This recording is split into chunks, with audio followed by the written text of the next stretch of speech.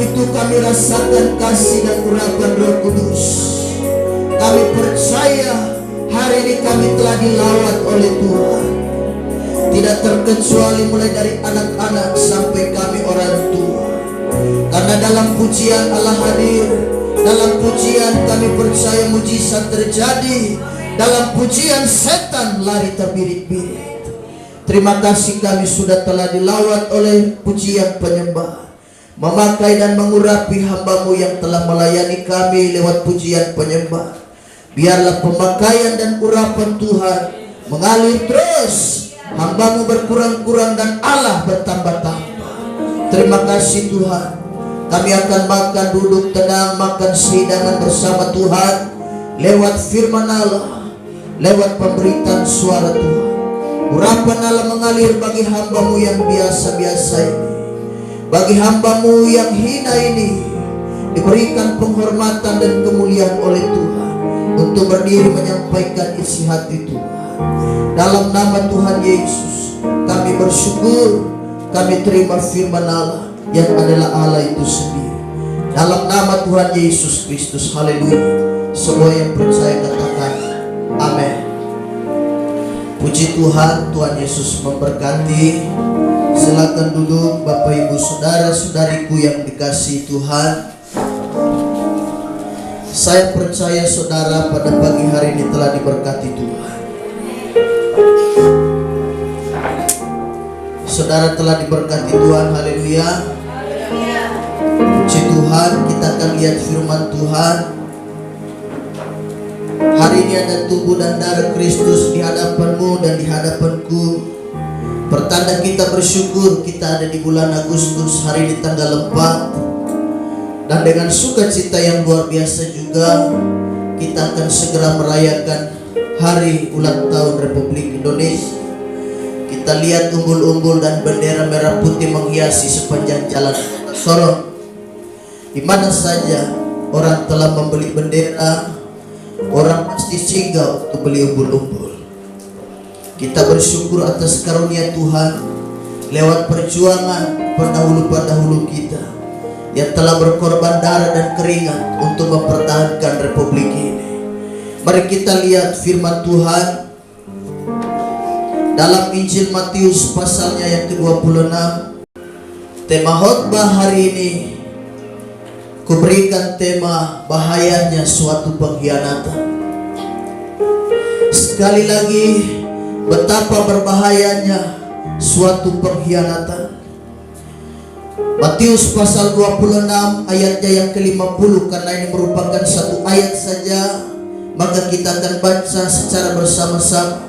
Sambil saudara duduk saja, kita baca ayat ini dalam hitungannya yang ketiga dengan suara yang mantap dan keras dan bisa didengar oleh jemaat yang lain. Matius pasal 26 ayatnya yang ke-50, kita baca 2, 3 mulai. Tetapi Yesus berkata kepadanya, "Hai teman, untuk itukah engkau datang?" Maka majulah mereka memegang Yesus dan menangkapnya. Sekali lagi aku bacakan. Tetapi Yesus berkata kepadanya, "Hai teman, untuk itukah engkau datang?"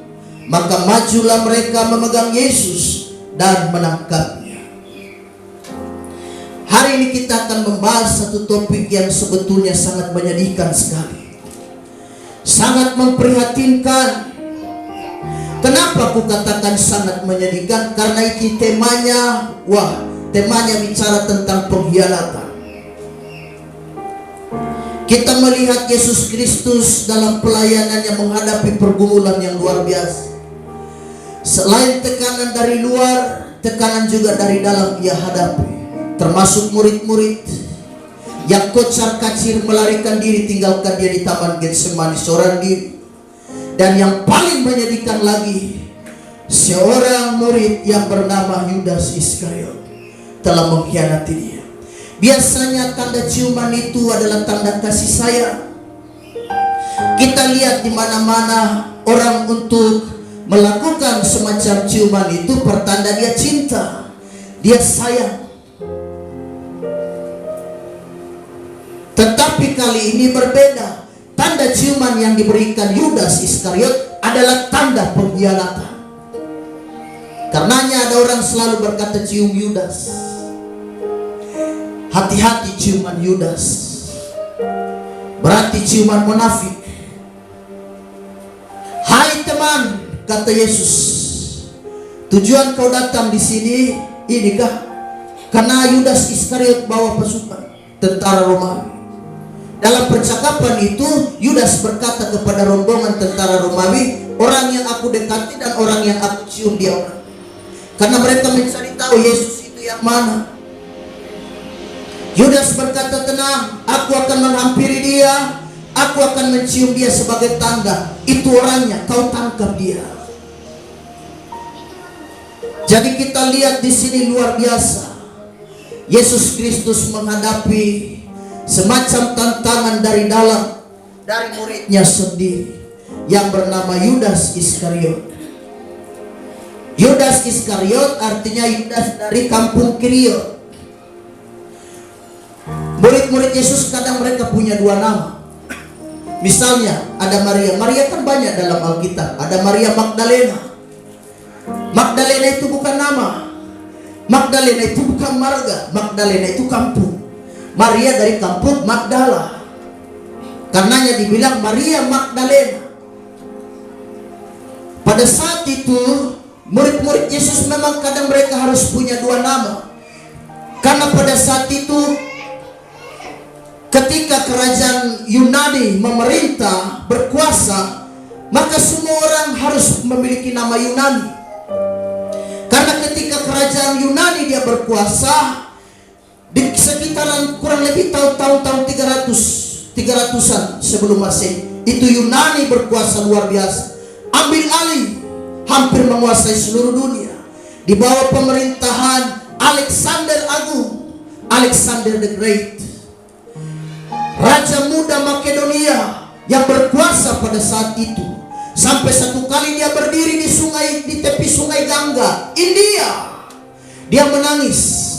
Kenapa dia menangis? Karena dia bilang, wah, sudah tidak ada lagi bangsa yang harus aku taklukkan. Sebenarnya mereka mengarah ke Cina, tapi batal rencana itu. Mereka akan melakukan semacam ekspansi, perluasan wilayah sampai ke Cina, tapi batal rencana itu. Jadi di tepi sungai Gangga, Alexander Agung dia menangis. Dia bilang, wah, sudah tidak ada lagi bangsa yang harus aku taklukkan. Kerajaan Yunani berkuasa pada saat itu. Jadi semua orang harus punya nama Yunani. Termasuk sampai masuk di zaman Yesus Kristus. Karena Yunani berkuasa pada saat itu, maka semua budaya harus budaya Yunani. Arsitektur Yunani, semua ala Yunani. Karenanya semua olahraga harus ala olahraga Yunani. Karena kita lihat ada lari maraton, itu Yunani punya. Olimpiade itu berasal dari Yunani.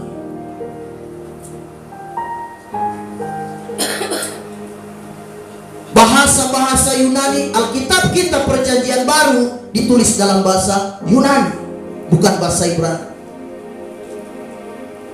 Karena Yunani telah mengambil alih kekuasaan waktu itu, sehingga Yunani punya semacam proyek besar namanya Helenisasi, atau meYunanikan seluruh daerah kekuasaan. Dia harus Yunanikan termasuk budaya, bahasa. Karenanya kita lihat ada teologi, ada biologi dari bios dan logos. Itu Yunani punya bahasa semua. Sosiologi itu istilah-istilah Yunani semua yang kita pakai sekarang ini.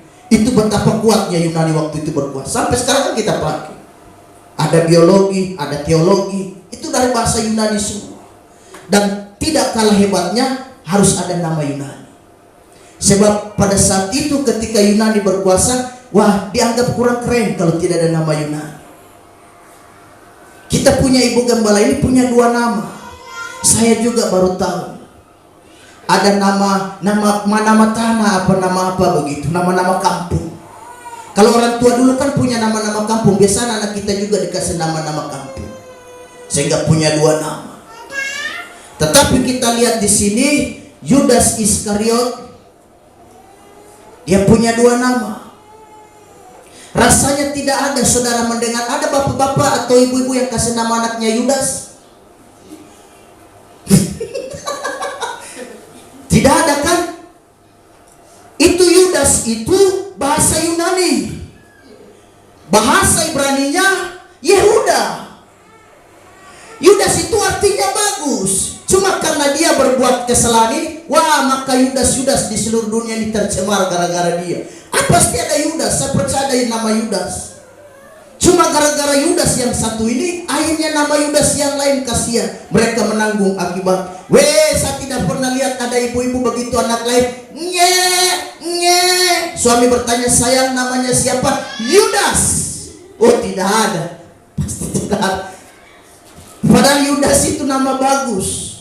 Artinya Tuhan dimuliakan. Jadi dari bahasa Yunaninya Yudas, tetapi bahasa Ibraninya dia punya dua nama, yaitu Yehuda. Jadi murid-murid kadang mereka punya dua nama. Matius misalnya. Matius itu bahasa Yunaninya, bahasa Ibraninya Lewi. Matius atau Lewi. Kita lihat ada Simon Petrus juga, Simon Petrus atau Kefas. Dia punya 3 nama malah dia. Jadi pada saat itu memang murid-murid kadang memang harus punya nama. Punya nama 2. Jadi Yudas Iskariot artinya dia dari kampung Kiriot. Kita lihat di sini begitu luar biasa. Dari kisah ini kita akan belajar tentang bagaimana murid yang satu ini, rasul yang satu ini telah melakukan semacam sebuah konspirasi yang paling jahat sekali. Dia telah bersekongkol dengan pemuka-pemuka agama dan ahli-ahli Taurat itu. Untuk apa? Menjual guru, menjual Yesus dengan harga 30 keping perak. Jadi kita lihat di sini terjadi semacam konspirasi yang luar biasa yang dibangun oleh Yudas Iskariot untuk menangkap Yesus. Memang kalau yang namanya pengkhianatan ini luar biasa. Kita lihat sekarang ini hampir seluruh dunia. Di mana saja kita lihat dalam dan luar negeri pasti ada pengkhianatan. Dan pengkhianatan ini paling berat sekali saudara. Ada istilah berkata pengkhianatan lebih kejam daripada pembunuhan. Karena kalau pembunuhan ada yang bilang dia sekali dibunuh langsung dia habis, tidak rasa sakit lagi, langsung meninggal. Tapi kalau pengkhianatan dia bawa sepanjang hidupnya. Dia merasakan sakit hati itu. Jadi pengkhianatan kata istilah lebih jahat daripada pembunuhan. Karenanya kita lihat terjadi banyak pengkhianatan. Dalam pelayanan ada pengkhianatan, dalam rumah tangga ada pengkhianatan, dalam percintaan ada pengkhianatan. Di seluruh lini kehidupan, aspek kehidupan pasti ada pengkhianatan. Karenanya perkara yang satu ini saya dan saudara hindari dalam melayani pekerjaan Tuhan.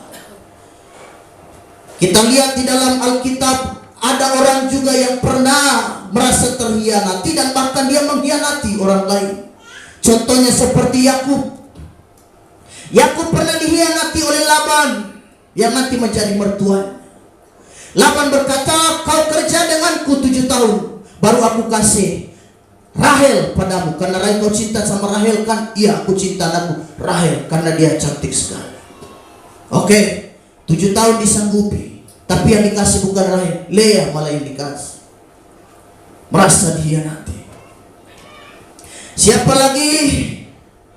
Yakub menipu kakaknya, mengkhianati kakaknya Esau. Dengan apa? Hak kesulungan. Esau merasa marah dan berencana mengejar dia untuk membunuhnya. Kenapa? Karena pengkhianatan ini luar biasa. Dampaknya begitu hebat.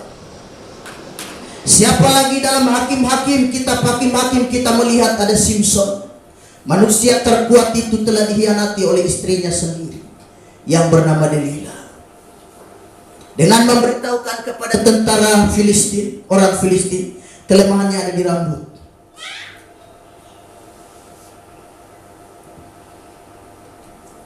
Kekuatannya selama ini, kelemahannya ada di rambut.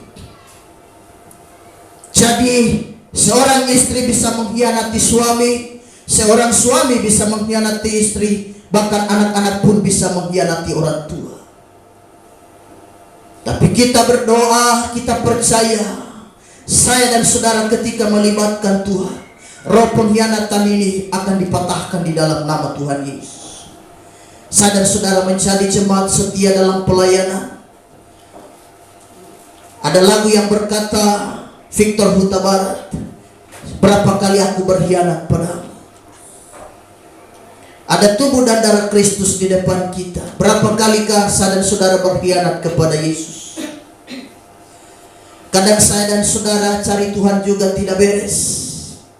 Hari ini kita suci, hari Minggu kita datang mandi, artinya kita disucikan, dibersihkan. Nanti hari lain kita mandi lumpur lagi, kita mandi lumpur dosa. Nanti hari Minggu datang ke gereja, kita disucikan dan dibersihkan lagi. Berapa kalikah saya dan saudara berkhianat kepada Tuhan? Adakah saudara yang hadir pada hari ini telah berkhianat pada orang tua, telah berkhianat pada suami ataupun pada istri? Tanpa sepengetahuan istri, tanpa sepengetahuan suami, mungkin saudara telah menyeleweng, saudara telah berkhianat. Jadi pengkhianatan ini tetap dampaknya sangat luar biasa. Siapa lagi yang berkhianat di dalam Alkitab? Daud. Dia telah berkhianat dan telah mengambil istri panglima setianya itu Uria. Dia telah mengambil istri Uria, haleluya, orang Het itu. Daud telah berkhianat kepada panglimanya sendiri, kepada bawahannya sendiri, kasihan. Jadi pengkhianatan ini sangat luar biasa. Saya dan saudara hari ini melakukan perjamuan Tuhan. Akibat pengkhianatan ini saudara dampaknya tetap buruk. Satu ayat yang aku baca di dalam Amsal pasal 18 ayatnya yang ke-19. Amsal 18 ayatnya yang ke-19, firman Allah berkata begini. Saudara yang dikhianati lebih sulit dihampiri daripada kota yang kuat, dan pertengkaran adalah seperti palang gapura sebuah puri. Orang yang dilukai, orang yang telah dikhianati, sulit sekali untuk kita menghampiri mereka. Itu Amsal berkata, karena mereka terluka. Dan biasanya orang yang terluka, mereka juga akan berupaya melukai orang lain. Mereka punya potensi untuk melukai orang lain. Bagaimana saya dan saudara bisa mengatasi pengkhianatan ini? Yang pertama, mari kita lihat. Kita lihat di sini di dalam bacaan tadi pada ayatnya yang ke-50 dari pasalnya yang ke-26. Firman Allah berkata di situ, hai teman, untuk itu kalah kamu datang. Maka majulah mereka memegang Yesus dan menangkapnya. Bagaimana kita menyikapi dan melihat pengkhianatan itu? Yang pertama, saudara dan saya harus sadar, pengkhianatan itu terkadang datang dari orang dekat.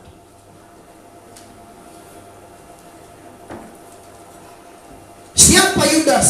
Ini murid yang setiap hari bersama-sama dengan Yesus, makan dan minum bersama Yesus, pelayanan bersama dengan Yesus, jalan kemana-mana menginjil bersama Yesus. Tapi kita lihat di sini, apa buah yang dia kerjakan bagi Yesus? Pengkhianatan adalah hasil. Jadi saya dan saudara harus waspada, karena pengkhianatan ini biasanya datang. Orang yang dekat dengan kita biasanya punya potensi besar untuk melukai dan mengkhianati kita. Orang yang kita bilang kakak, dia saya sudah anggap teman rasa saudara, sehingga setiap hari kami harus jalan bersama.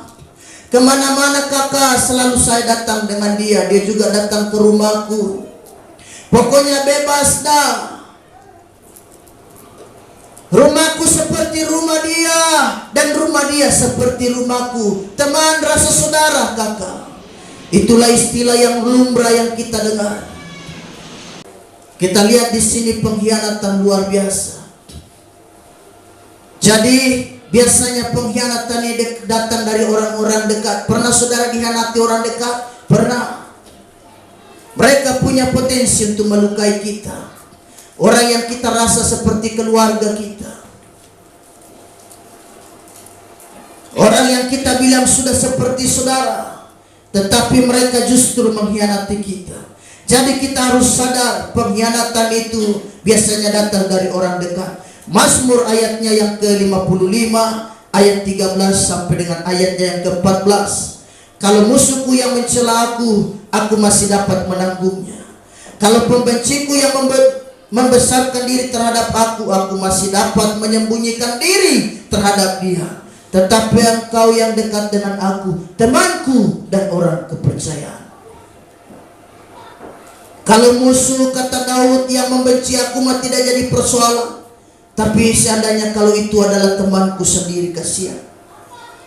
Berarti bagi Daud betapa sakitnya, betapa luar biasanya apa yang akan dia rasakan. Jadi itulah sebabnya saya dan saudara berhati-hati. Yang pertama, kita harus menyadari pengkhianatan selalu datang pada orang yang dekat. Yang terakhir, saya dan saudara harus menyadari pengkhianatan bisa menghancurkan diri sendiri. Kita baca Matius 27 ayatnya yang ke-5. Apakah ketika Yudas Iskariot berhasil menjual Yesus dia kaya raya dan dia hidup bahagia?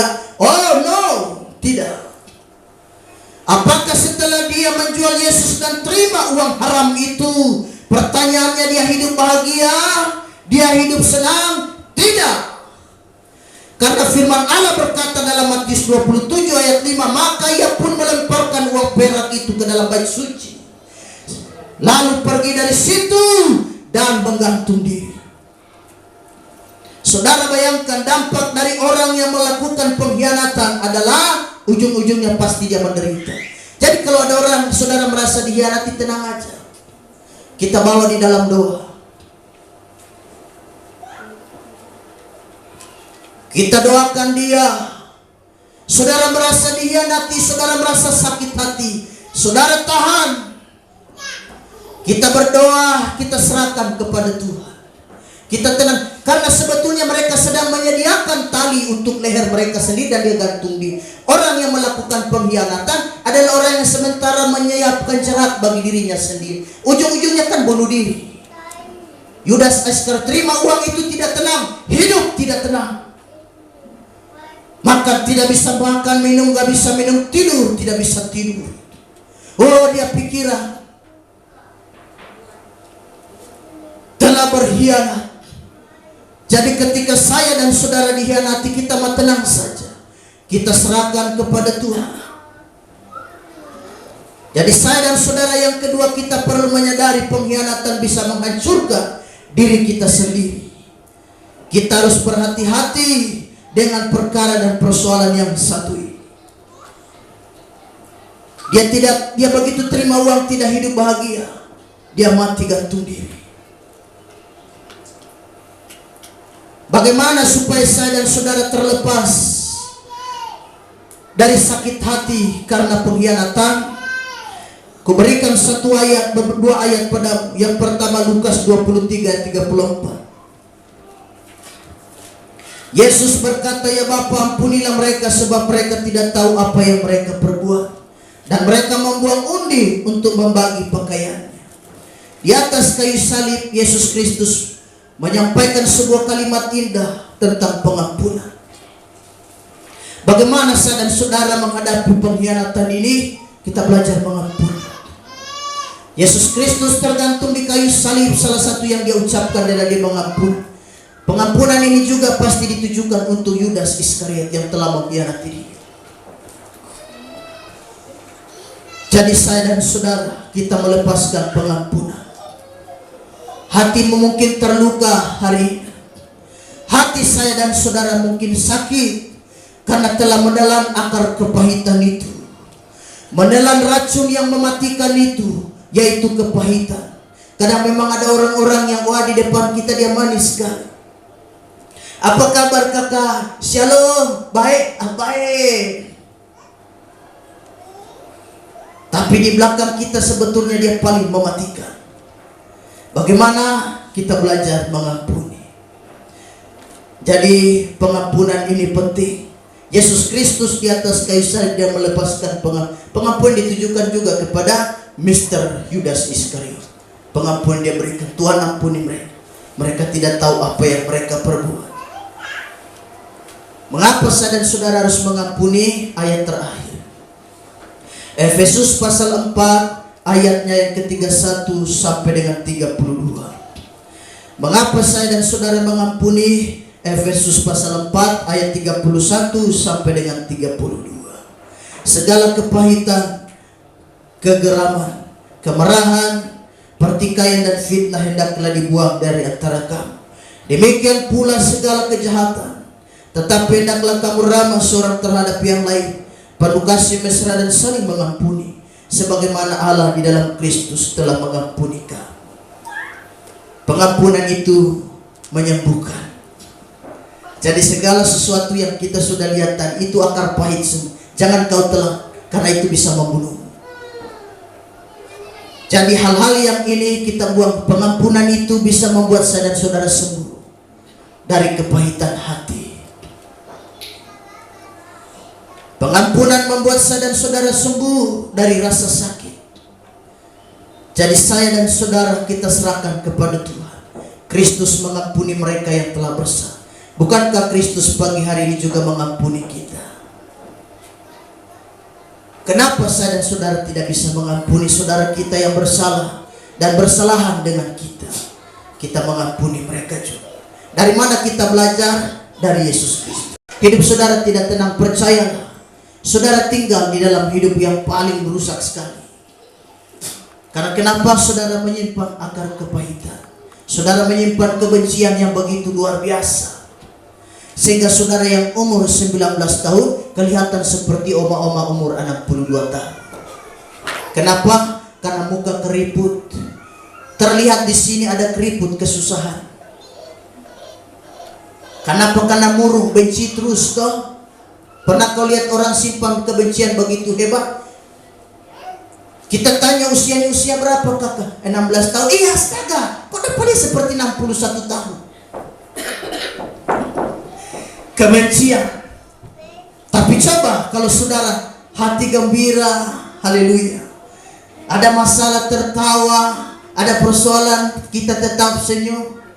Kita kelihatan lebih muda.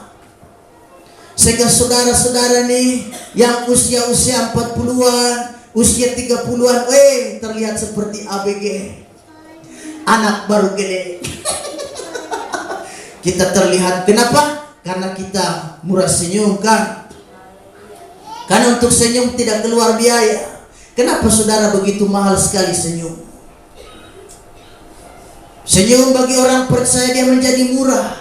Karena di mana dia tebar pesona, itu bagi dia anak Tuhan. Tapi bagi orang yang di luar anak Tuhan, senyum menjadi mahal buat dia. Tapi bagi kita senyum murah. Karena kita lebih awet muda, lebih muda. Orang bertanya, adek usia berapa? Saya usia 35 tahun. Yang benar ini, betul kah? Tapi kelihatan seperti 18. Itu kan? Kenapa? Karena kita hati lebih sabar. Jadi saudara dikhianati, kita belajar bahwa Yesus dikhianati Yudas. Apa tindakan Yesus? Mengampuni. Lalu apa yang diterima Yudas? Upah yang diterima Yudas gantung diri mati dan masuk neraka. Sayang sekali. Padahal ini Rasul. Sekelas Yudas bisa melakukan pengkhianatan. Jadi kalau Yudas saja bisa berkhianat, apatah lagi saya dan saudara. Sekelas Yudas saja yang ikut sama-sama Yesus bisa berkhianat.